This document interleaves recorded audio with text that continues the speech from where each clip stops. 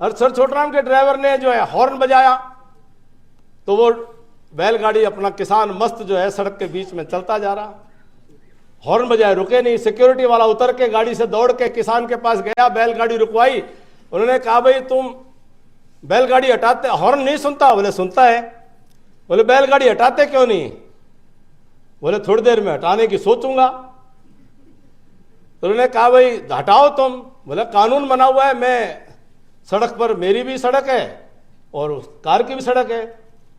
तो उन्होंने कहा भी उस गाड़ी में पीछे सर छोटराम बैठे हैं और यह कानून उन्होंने बनाया है, और कानून यह है कि एक चौमासे के 4 महीने में एक पहिया चढ़ा सकता है। तूने दोनों पहिए चढ़ा लिए, दोनों पहिए क्यों चढ़ा लिए?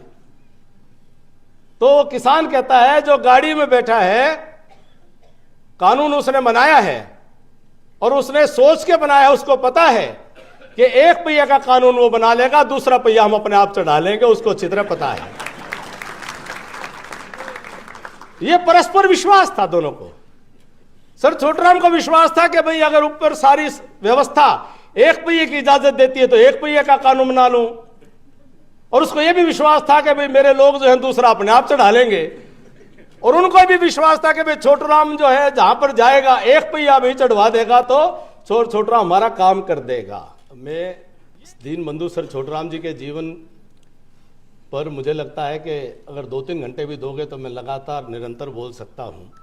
मेरे बाल्यकाल से सर्वाधिक प्रभाव जो पहले महापुरुष का परिचय अगर मुझे अपने प्रारंभिक दिनों में जीवन में हुआ तो वो सर छोटराम जी के बारे में मेरे परिवार में मेरे बुजुर्ग उन्होंने उनकी चर्चा की और वो बहुत करते थे। और आपको हैरानी होगी कि जिन्होंने मुझे सबसे ज़्यादा दीनबंधु रहबर आजम सर छोटराम जी के बारे में अनेकों बातें बताई, मैं उनके साथ एक ही कमरे में रहता था और वह हमारे गांव से, हमारा जो शेड्यूल कास्ट समाज है उससे वो संबंध रखते थे। और आज एक वरिष्ठ जो नेत्री हैं देश में कांग्रेस की, उनके सगे मामा जी वो लगते थे, और उनकी बेटी जो है वो हरियाणा की चीफ सेक्रेटरी भी हुई और बहुत ही कामयाब वो स्वयं अधिकारी अपने जीवन में रहे। ये विषय मैं इसलिए रख रहा हूँ कि उन्होंने प्रारंभ में सबसे पहले दीनबंधु सर छोटराम जी के जीवन के बारे में उल्लेख करते हुए अपने स्वयं के अनुभव इतने बताए थे, मुझे लगता था कि उनसे बड़ा महापुरुष कम से कम आज तक मेरे जीवन में अपने इस क्षेत्र विशेष से संबंधित और अपने वर्ग विशेष से संबंधित दूसरा कोई अभी तक ध्यान में नहीं आया है।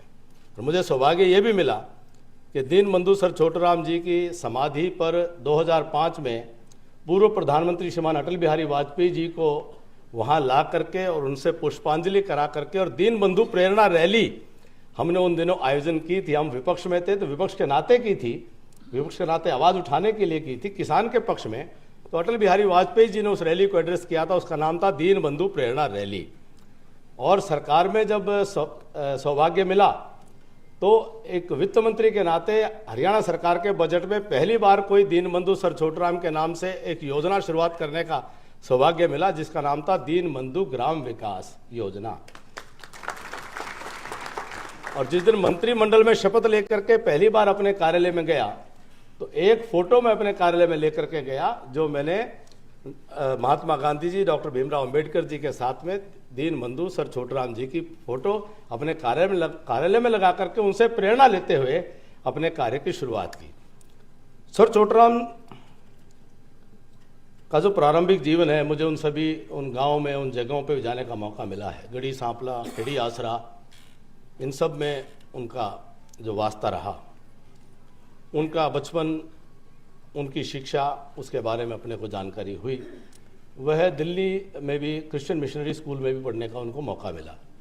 1905 में, आज से 120-23 साल पहले, जिन्होंने दिल्ली विश्वविद्यालय के सेंट स्टीफन से ग्रेजुएशन की हो, आप कल्पना करके देखें कि अपने ग्रामीण समाज का 123 साल पहले कोई बालक सेंट स्टीफन्स कॉलेज से ग्रेजुएट बन करके निकला।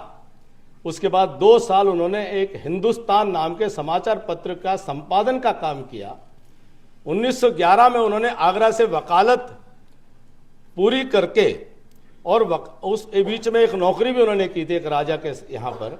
और उसके बाद 1913 में चौधरी लालचंद जी एक एस्टेब्लिश्ड लॉयर थे, 1911 से रोहतक की कचहरी में आने लग गए थे। चौधरी लालचंद जी जो डीएलएफ ग्रुप है इसके फाउंडर जो थे कर्नल रघुवेंद्र साहब, उनके पिताजी थे चौधरी लालचंद जी एडवोकेट, उनके साथ उन्होंने वकालत रोहतक में प्रारंभ की थी। और जैसा बताया 1916 का बताया, 1918 में कांग्रेस के अध्यक्ष बने। 1921 में जब सिविल डिसोबीडियंस मूवमेंट में उनका महात्मा गांधी जी से इस बात को लेकर के विरोध हुआ कि रॉलेट एक्ट है वो काला कानून था, वो जो व्यक्तिगत स्वतंत्रता और फ्रीडम ऑफ एक्सप्रेशन का विरोध करता, जो उसको खत्म करने का जो अंग्रेज ने कानून बनाया था, उसका विरोध सर छोटूराम ने किया।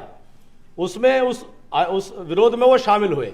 लेकिन जब सिविल डिसोबीडियंस मूवमेंट एक फिर से एक आंदोलन शुरू हुआ तो सर छोटूराम ने कहा कि निरर्थक आंदोलनों का मैं पक्षधर नहीं हूं। मैं पक्षधर हूं कि सकारात्मक और जो जिनके कुछ परिणाम निकल करके आए ऐसे आंदोलनों का मैं पक्षधर हूं। और उन्होंने कांग्रेस छोड़ करके जमींदारा पार्टी, यूनियनिस्ट पार्टी, सर जो उस वक्त फजल हुसैन थे, उनके साथ मिलकर के उस पार्टी का गठन करने का काम किया। और कांग्रेस के विरोध में वो पार्टी आगे बढ़ी। और वो पहले जो हमारे गवर्नमेंट ऑफ इंडिया 1919 के जो रिफॉर्म्स के तहत जो चुनाव हुए थे, उन पहले चुनाव के अंदर जमींदारा पार्टी से चौधरी लालचंद जी चुनाव जीत करके आए थे, एमएलसी बने थे। और चौधरी छोटूराम के समर्थन से वो बने थे। और रोहतक में जब वो एमएलसी बने तो उनके खिलाफ एक चुनाव याचिका लगी थी, चुनाव याचिका लगाई थी चौधरी मातूराम जी ने।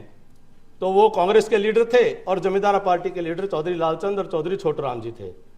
और बाद में वो पिटीशन जो है वो, जहाँ तक मुझे ध्यान है, शायद वो चौधरी लालचंद उस पिटीशन को हारे थे। और फिर 1935 एक्ट के तहत, government of India act 1935 act के तहत जब 1937 के अंदर जब सरकार बनी, वो सरकार में पूरे आज के हरियाणा में, और उस वक्त पंजाब जो था, पाकिस्तान का पंजाब भी था, हिमाचल भी था और भारत का पंजाब भी उसमें शामिल था, पूरे आज के हरियाणा में केवल एक कांग्रेस के चौधरी दुनीचंद जी जीत पाए थे। बाकी सारी की सारी सीटें जो है जमींदारा पार्टी ने सर छोटूराम के नेतृत्व में जीतने का काम किया था। और फिर जो उन्होंने मेजर रिफॉर्म्स जिनका जिक्र आया है, वो रिफॉर्म्स सर छोटूराम ने उस वक्त उनका कर पाए। उनका संकल्प ये था, और वो हमेशा जो पूरा उनका लेखनी है, जो जाट गजट भी उन्होंने शुरू किया था, और उसके अंदर जो उनके एसेज थे, उन एसेज का संकलन करके एक बेचारा जमींदार नाम से एक पुस्तक भी जो छपी है, उसका जो पूरा सर छोटूराम को जो जानना चाहता है उसको, और देश के किसान की जो अवस्था रही है और उसकी आज तक की यात्रा को जानना चाहता है, तो वो उस किताब से शुरुआत करनी चाहिए।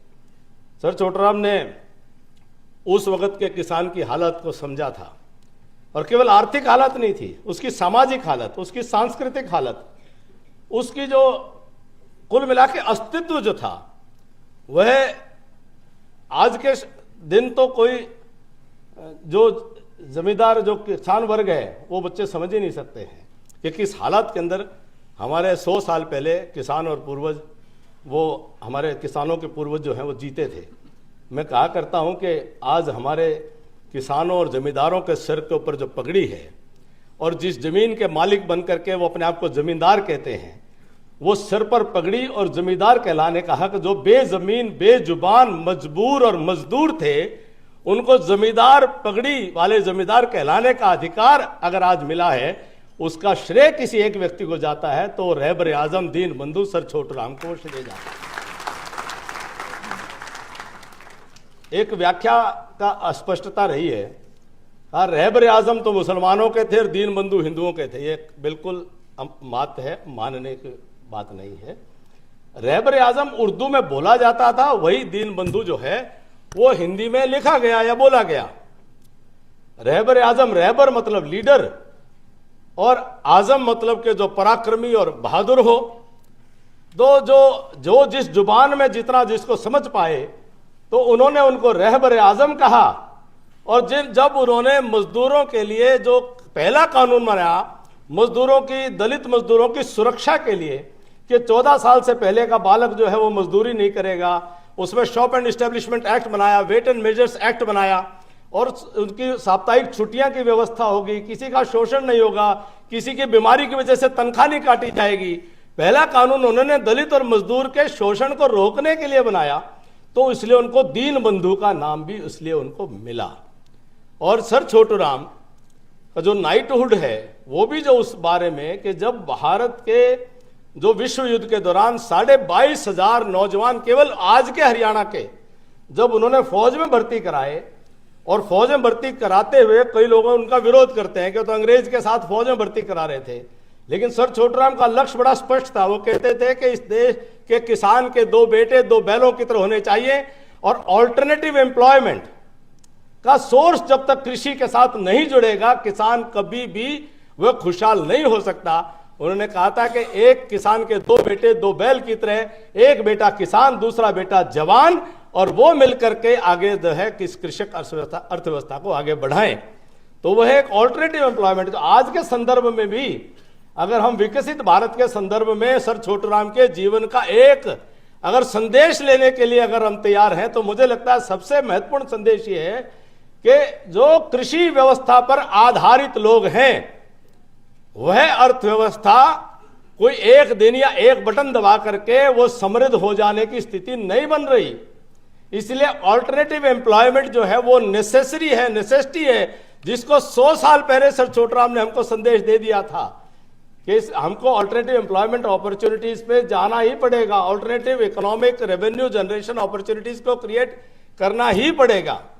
तो इसलिए सर छोटूराम ने उसको पहले समझते हुए, और उसमें उसका संरक्षण कैसे हो, उसमें उसकी सुरक्षा कैसे हो, क्योंकि वो एक चला तो गया, लेकिन किसान की कृषि की सुरक्षा और संरक्षण कैसे हो, तो उन्होंने जो डेटर्स रजिस्ट्रेशन एक्ट जो उन्होंने पहला बनाया था उसको क्रेडिटर्स रजिस्ट्रेशन एक्ट, कि साहूकार का रजिस्ट्रेशन एक्ट जो है कि कोई साहूकार जिसने रजिस्ट्रेशन नहीं करा रखा है उसका हिसाब किताब अमान्य होगा, उसका हिसाब किताब नहीं माना जाएगा।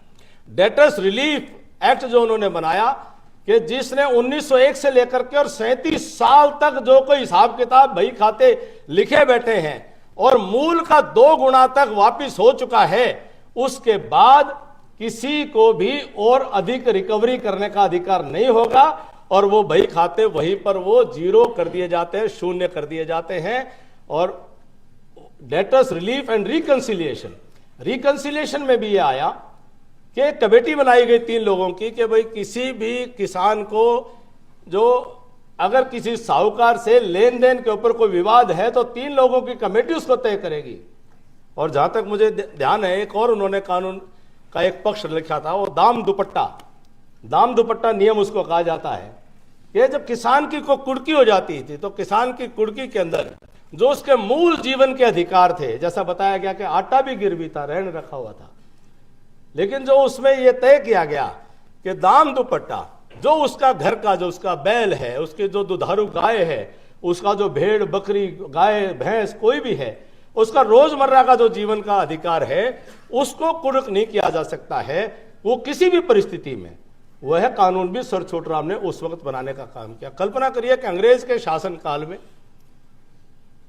कानून हमारे लोग बना रहे थे और जिसका लाभ आज भी हम उठा रहे हैं। उसी अंग्रेज के शासन काल में किसान के संरक्षण और संवर्धन के उसकी इकोनॉमिक जो रेवेन्यू जनरेशन बेटर कैसे हो, वह केवल इन कानूनों से नहीं हो जानी थी। जो दुनिया का सबसे बड़ा डैम बनाने की कल्पना भी जो पाकिस्तान आज भी जो हमारा पंजाब है, जो 5 दरियाओं का जो पंजाब है, उनको पानी की कमी नहीं थी, लेकिन हमारे इस वर्तमान हरियाणा को विशेष रूप से पानी की भयंकर घोर कमी थी। और उसकी इतनी बड़ी कल्पना कि दुनिया का सबसे बड़ा डैम बनाने की, सतलुज नदी का ऊपर डैम बनाना, सतलुज नदी के ऊपर अधिकार राजा बिलासपुर का, अंग्रेज ने पैसा देना और उसकी पूरी योजना को बनाना, इन सबको जोड़ करके और वो काम वो राजा बिलासपुर से बात करके उस काम को मंजूर कराने की सोच, जिसका आज 100 साल बाद भी हम 80 साल हो गए उसको लगभग जो है, आज भी उसका हम लाभ उठा पा रहे हैं। तो एक ही मात्र कोई इतिहास में कोई दूसरा व्यक्ति ऐसा नहीं है जो इसका श्रेय ले सके कि भाखड़ा डैम के ऊपर बनाने की योजना और उसको सिर चढ़ाने का, उसका एग्रीमेंट तक साइन कर देने का यहां तक कि स्टेट ऑफ बिलासपुर के विस्थापितों को जब यह दिक्कत हुई कि उनके जो जिनकी जमीन डैम के उस पानी में बैक वाटर में चली जाएगी, उनके विस्थापित कहां जाएंगे? उनको गंगानगर और हनुमानगढ़ से लेकर के सीकर तक, यहां तक कि अपने रतिया के अंदर भी बिलासपुर के हिमाचल के जो यहां विस्थापित हैं वो परिवार, वो गांव बसे हुए हैं, वो भी एग्रीमेंट जो है सर छोटूराम ने उस समय वो करवा दिया। सर छोटूराम ने 1944 को अगस्त की 15 तारीख को महात्मा गांधी जी को एक 10 पेज का एक डिटेल्ड लेटर लिखा और उन्होंने डिटेल लेटर में उसमें बताया महात्मा गांधी जी को कि आपने जो अंग्रेज के विभिन्न जो कमीशन आए हुए थे, जो कैबिनेट कमीशन था, क्रिप्स कमीशन था, या जो जो उन दिनों 40s के अंदर जो कमीशन आ रहे थे, कि भाई आप भारत के पार्टीशन की बात कर रहे हो और भारत के पार्टीशन में आप आगे बढ़ रहे हो और दो बड़े राज्यों का पार्टीशन हो रहा है, एक बंगाल है और एक पंजाब है। पंजाब के अंदर हमारी सरकार है। उन्होंने कहा पंजाब की सरकार, पंजाब की असेंबली, पंजाब के लोगों से आप पूछ ही नहीं रहे हो कि ये पार्टीशन से सहमत है कि नहीं है। बंगाल के लोगों को भी आपने कॉन्फिडेंस में नहीं लिया, तो आप किस अधिकार से देश के विभाजन की बातें कर रहे हो?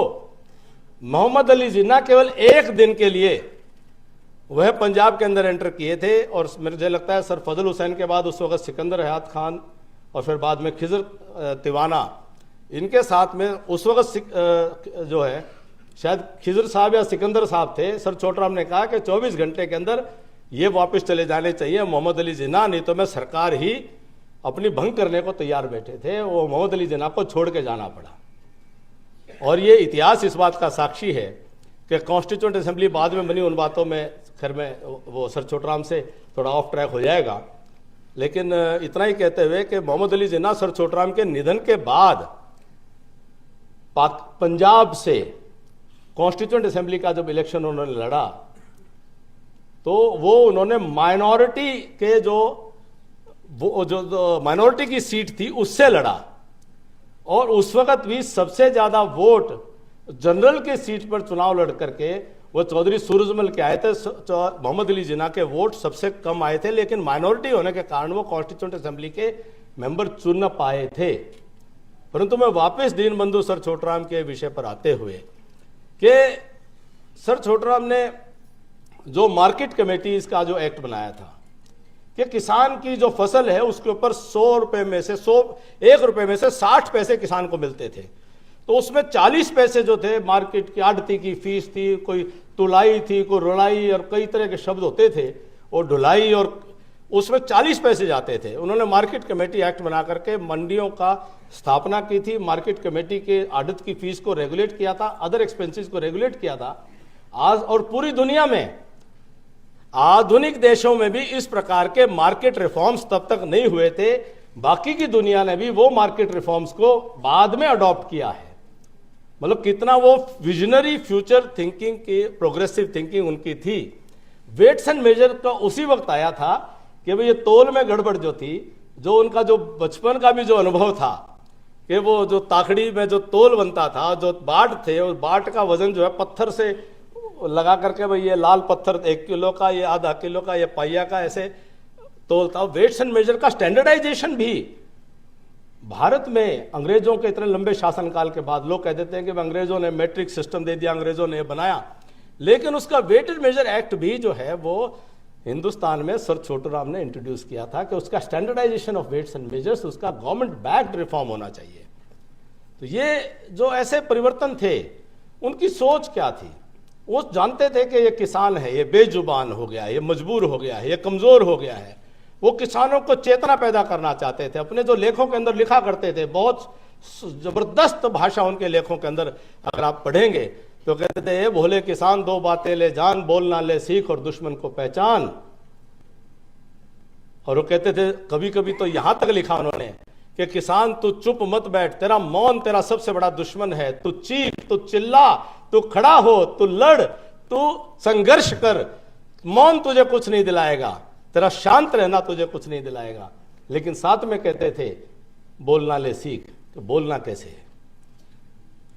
ये इसके ऊपर पूरे मैनेजमेंट के विभाग जो है कम्युनिकेशन के पूरे चैप्टर पे कितनी पीएचडी कर ले, लेकिन वो सर छोटूराम का बोलना ले सीख का मुझे लगता है कि इसके ऊपर एक बहुत बड़ा शोध करने की आवश्यकता है कि क्या मेरा चिल्लाना, क्या मेरा केवल ऊंचा बोल देना, क्या मेरा कोई जो है किसी का गाली दे देना, क्या यही मेरा बोल है जिसको सर छोटूराम कह रहे थे?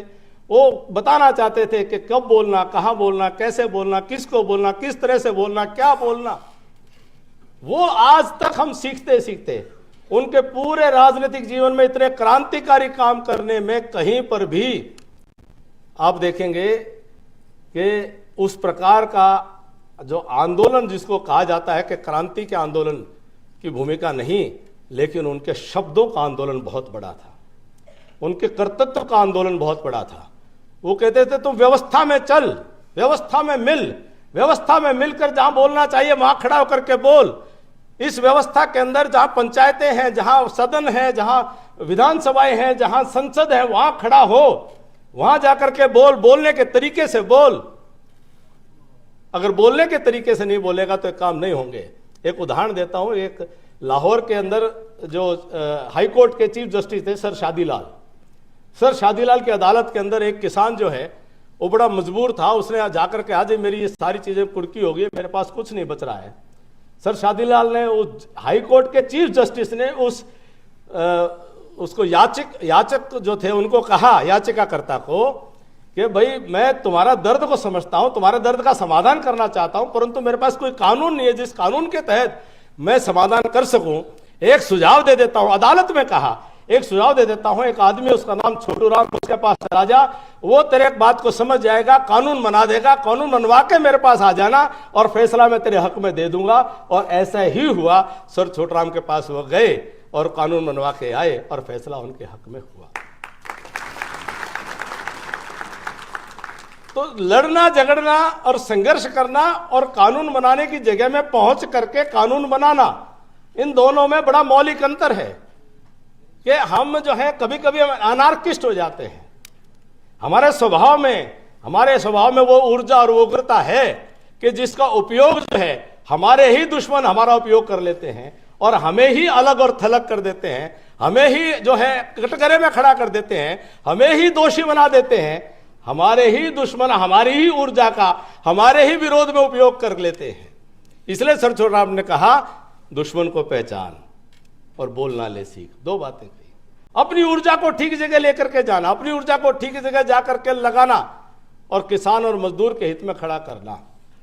मैं वापस जहां से बात शुरू की थी, चौधरी राम सिंह जी जिन्होंने बचपन में जो मुझे कहानियां बताई, उन कहानी में से दो कहानी मुझे बड़ी प्रभावित करती हैं। चौधरी राम सिंह जी ने लाहौर से स्कूलिंग की, रामदास कॉलेज से उन्होंने ग्रेजुएशन, उस वक्त एफए हुआ करती थी सर, तो एफए उन्होंने वहाँ से की दिल्ली से।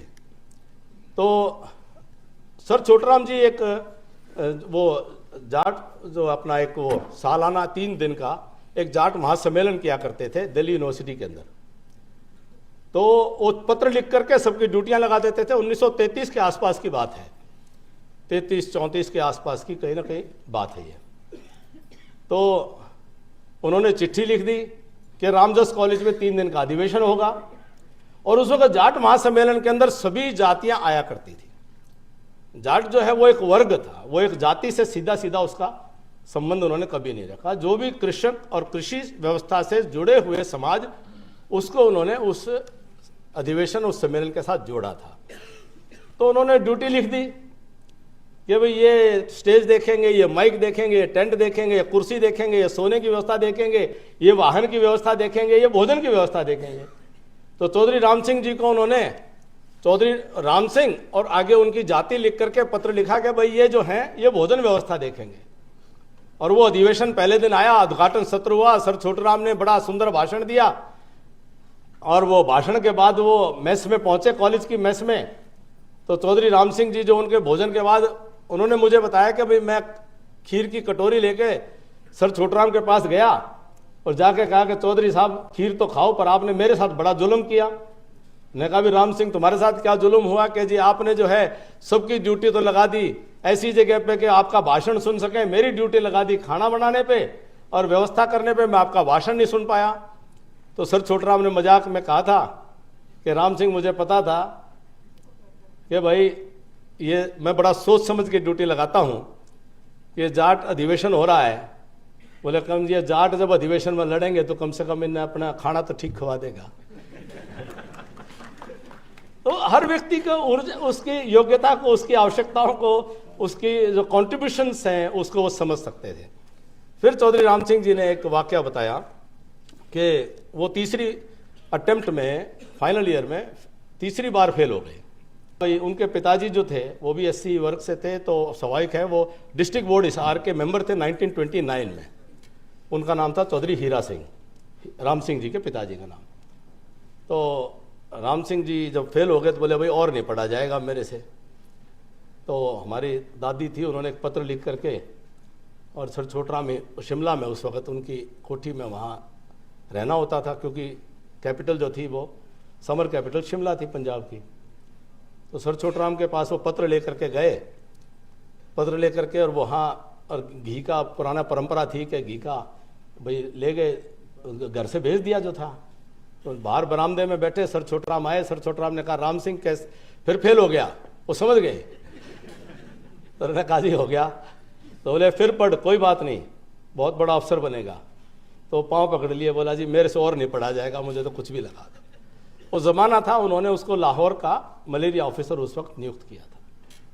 तो मैं ये संदर्भ इसलिए दे रहा हूँ कि जो दीनबंधु सर छोटराम थे, उनको या किसी भी महापुरुष को किसी जाति विशेष की श्रेणी में रख देना, ये हमारी वैचारिक न्यूनता का प्रमाण है, उनके व्यक्तित्व के न्यूनता का प्रमाण नहीं है। उनके व्यक्तित्व में कोई कमी नहीं थी, कोई ना कोई हमारे अंदर कमी है कि उन्होंने कितना भला किया, कितने लोगों का भला किया। जब राष्ट्रपति बने थे पाकिस्तान के, अगर आपको याद हो, रफीक तराड़ साहब जो है पाकिस्तान के राष्ट्रपति बने थे। तो रफीक तराड़ ने जब राष्ट्रपति के नाते पाकिस्तान में शपथ लेकर के टेलीविजन पर इंटरव्यू दिया, मैंने खुद वो इंटरव्यू उन दिनों दूरदर्शन में शाम के समाचारों में वो इंटरव्यू मैंने देखा है, और उस इंटरव्यू में कहा कि आज मैं पाकिस्तान का सदर बना हूं, तो वो मैं एक शख्सियत की बदौलत सदर बना हूं, और जिसके वजीफे से मैं शिक्षा प्राप्त कर पाया, और वो शख्सियत जो है वो सर छोटूराम है, उसकी बदौलत जो है वो राष्ट्रपति बन पाए। ये पाकिस्तान के राष्ट्रपति रफीक तराड़ साहब ने कहा। एक संदर्भ आया कि छोटूराम को किसी ने छोटू खान कहा।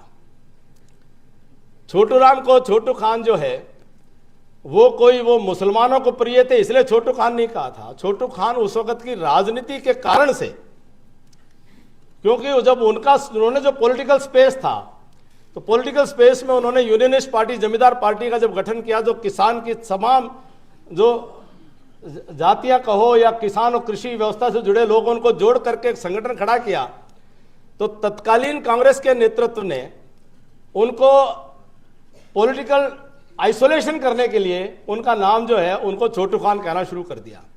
और सर छोटूराम बड़े वैदिक धर्मी व्यक्ति थे। सर छोटूराम को बड़ी पीड़ा हुई कि मुझे तो ये ऐसे ऐसे मेरा नाम लेते हैं। वो उस वक्त के कांग्रेस के अध्यक्ष थे स्वामी संपूर्णानंद जी। स्वामी संपूर्णानंद जी जालंधर के थे, पंजाब से थे। तो सर छोटूराम बतौर वजीर स्वामी संपूर्णानंद जी के पास चले गए और जाकर के कहा कि स्वामी जी देखो, आपकी कांग्रेस के लोग मेरे साथ ऐसा दुर्व्यवहार करते हैं, मेरे कोई आप बताओ, मेरे हिंदू होने में कोई कमी है, मेरे संस्कृति में कोई कमी है, मेरे संस्कार में कोई कमी है, मैंने कोई कानून गलत बनाया है या मैंने कोई बात गलत कही है? स्वामी संपूर्णानंद जी का जवाब बड़ा इंटरेस्टिंग था। उन्होंने कहा, भाई छोटूराम, मैं जानता हूं तेरे से बड़ी आर्य समाजी कोई नहीं, तेरे से बढ़िया सनातन संस्कृति को मानने वाला कोई नहीं, और मैंने कभी कहा नहीं, ये जो तेरा विरोध करते हैं तेरे इलाके के ही जो हमारी पार्टी के लोग हैं वो विरोध करते हैं, बाकी मेरे को कोई विरोध नहीं है। मैं कभी भी छोटू खान ना कहा ना मैं कहूंगा तेरे को। तो कहने का तात्पर्य कोई बड़ाई की बात नहीं थी। तो आज के संदर्भ में जिसको जैसा चश्मा लगा है वैसे वैसे उसको इतिहास को अपने तरीके से समझने की, समझाने की, बताने की कोशिश करता है। लेकिन सर छोटूराम वो संघर्षी व्यक्ति थे। द्वितीय विश्व युद्ध के लिए अंग्रेज की सरकार ने भारत के किसानों का खेतों में जो पकी हुई फसल का गेहूं था उसको उन्होंने अपने कंट्रोल में लेकर के एक कानून बना करके एक आदेश जारी कर दिया कि खड़ी फसल पर अधिकार जो है सरकार का है, कोई किसान इस फसल को बेचेगा नहीं कि वो फसल लेकर के और वो सैनिकों के लिए द्वितीय विश्व युद्ध में लेकर के जानी है। सर छोटूराम ने इसका विरोध किया और विरोध इस कदर किया, उन्होंने कहा कि भाई ये जब तक इसका, मुझे ठीक से ध्यान नहीं है, शायद उस वक्त वो 6.25 या 7 रुपए मन का कोई रेट था, उन्होंने कहा भी 11 रुपए मन रेट नहीं दोगे जब तक मैं ये जो है ये फसल आपको नहीं देने दूंगा।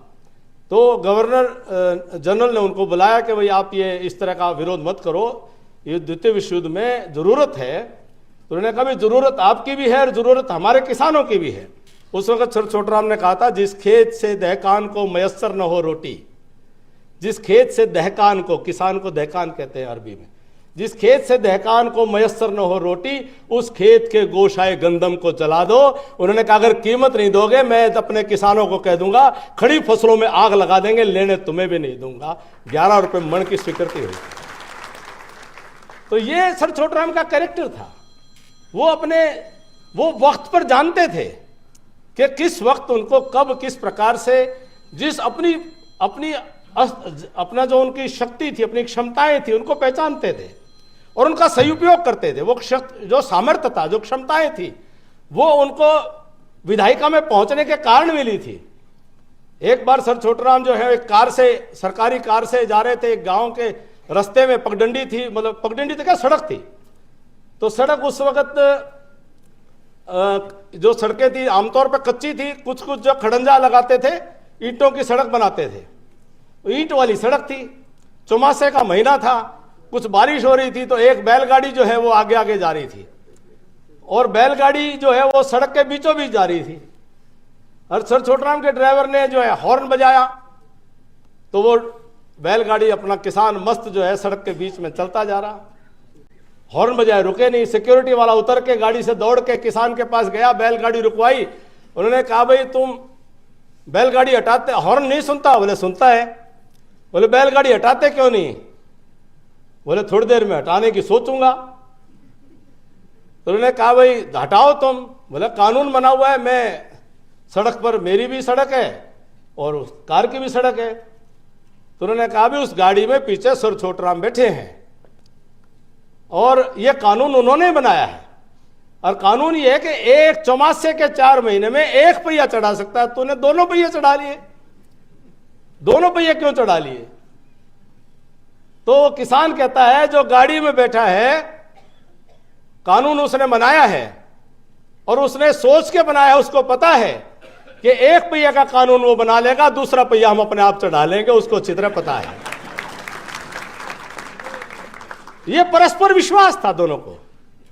सर छोटूराम को विश्वास था कि भाई अगर ऊपर सारी व्यवस्था एक पहिए की इजाजत देती है तो एक पहिए का कानून बना लूं, और उसको यह भी विश्वास था कि भाई मेरे लोग जो है दूसरा अपने आप चढ़ा लेंगे, और उनको भी विश्वास था कि भाई छोटूराम जो है जहां पर जाएगा एक पहिया भी चढ़वा देगा तो छोटूराम हमारा काम कर देगा। ये उनकी जो परस्पर जो समन्वय की, जो समाज और रहबर की, नेता की जो मिलन था, सोच का विश्वास था, जो आपस में श्रद्धा थी, ये बहुत बड़ी बात है। एक और वाकयात कहते हुए कुछ बातें। एक चुनाव में सर छोटूराम वोट मांगने जा रहे थे, तो अपने कहते हैं भाई राय मांगते हैं। तो गांव के समाज को कितना उसको कितनी पीड़ा थी उनकी कि वहां एक जो अपने छोटी जोड़ी थी खेतों के बीच में, तो उसमें सन जो है, सन पहले अपने सन डाला करते थे।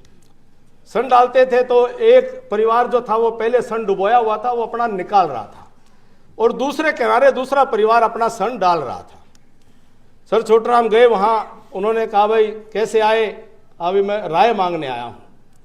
तो एक परिवार जो सन डाल रहा था वो बोला भाई सामने वालों से पूछा उनकी राय क्या है। सर छोटूराम अपने भोलेपन में दूसरी तरफ चले गए। मैंने कहा भाई कैसे आए? कि राय मांगने आया हूं। हाथ जोड़े, बोले भाई राय मांगने आए हो? उनके पास गए तो उन्होंने क्या कहा? वो बोले भाई, उन्होंने कहा भाई आपसे पूछ लें।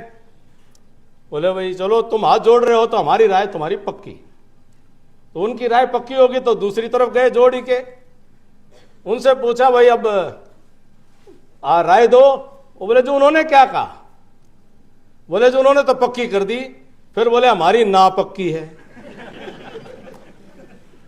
तो सर छोटूराम ने कहा तुम भी किसान, वो भी किसान, मैं तुम्हारा नुमाइंदा। लेकिन ने कहा भाई उनकी हाँ है तो हमारी ना पक्की है।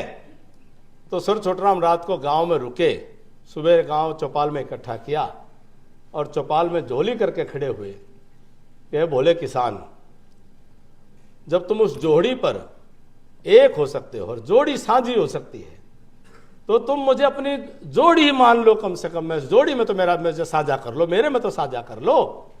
यूं करके उन्होंने अपने समाज को एक बहुत बड़ा एक संदेश देने का काम किया। सर छोटूराम ने अपने पूरे जीवन के अंदर एक सूत्र को उन्होंने, एक शेर को उन्होंने हमेशा अपने मन में आखिरी वक्त तक, खुद ही को कर बुलंद इतना कि हर तदबीर से पहले खुदा बंदे से खुद पूछे बता तेरी रजा क्या है। उन्होंने हमेशा कहा कि अपने आप को इतना ऊंचा उठाओ कि आपसे अपनी आपकी किस्मत लिखने वाला वह पूछे कि आप चाहते क्या हो। वो ऊंचा उठाने का मतलब ये नहीं कि लठ मार कर ऊंचा उठाओ, अपनी योग्यताओं, अपनी क्षमताओं से इतना ऊंचा उठाओ, अपने व्यवहार से, अपने स्वभाव से, अपने कर्म से, अपने गुण से अपने आप को इतना ऊंचा उठाओ कि खुदा बंदे से खुद पूछे बता तेरी रजा क्या है। एक और उनका बहुत प्रिय शेर था जो मुझे भी कभी प्रेरणा देता है। वो कहा करते थे कि तुंद बाधाएं खला से न डर ए औखाब, तुंद बाधाएं खला से मतलब तेज हवाओं के तूफानों से न डर ए औखाब, मत डर ए पक्षी। तुंद बाधाएं खला से न डर ए औखाब, ये तो चलती हैं तुझे ऊंचा उठाने के लिए, तो चलती हैं तुझे ऊंचा उठाने के लिए। विपरीत परिस्थितियों से कभी न घबराने का संदेश उनके जीवन से हमको मिला। तो अनेकों बातें, जैसे मैंने कहा कि मुझे आप कभी फिर मौका दें, क्योंकि ऐसे महापुरुषों के जो जीवन हैं उनके ऊपर तो लगातार कंटिन्यूअसली हर एस्पेक्ट पे उनके जीवन के एक एक दिन पर पीएचडी करने योग्य है। सर छाजूराम का और उनका संबंध की अपने आप में एक व्याख्या है।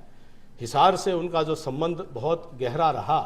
डॉक्टर रामजी लाल की डायरी अगर किसी ने पढ़ी हो तो कृपया मुझे बताएं, किसी ने आज तक पढ़ी है? अगर हिसार के किसी विद्वान और प्रबुद्ध नागरिक ने डॉक्टर रामजी लाल की डायरी नहीं पढ़ी तो कम से कम मैं मानता हूं कि अपने राजनीतिक और सामाजिक इतिहास को कभी समझ ही नहीं पाएगा। डॉक्टर रामजी लाल जो है लोदास गांव के एमबीबीएस डॉक्टर थे आज से 100 साल पहले, और उस वक्त उनके पास आज से 1913 में जब जाट स्कूल शुरू किया था उस वक्त अपनी मोटर गाड़ी उनके पास थी। अपनी मोटर गाड़ी में चल चल करके उन्होंने ये जो जाट संस्था रोहतक प्रारंभ हुई 1913 में, इसमें पहला जो दान से लेकर के, पहला योगदान से लेकर के और इसको पूरा इसको चलाने से लेकर के, पहले दान से लेकर के पूरी तरह चलाने का काम भी वो इसी क्षेत्र के लोगों ने किया था। पहला दान भी यहीं से दिया गया था। 1924 में यहाँ दूसरी बाद में जो शुरू हुई वो जाकर के फलीभूत 1935-37 के बाद में हो पाई है। वो तो एक रजिस्ट्रेशन का केवल कार्रवाई हुई थी। कहने का तात्पर्य यह है कि सर छोटूराम के जीवन पर चर्चा करना, एक इतना विराट व्यक्ति थे कि मुझे लगता है कि बहुत और अध्ययन करने की आवश्यकता है। पर आज का ये कार्यक्रम निश्चित तौर पर मैं आयोजकों का साधुवाद करता हूँ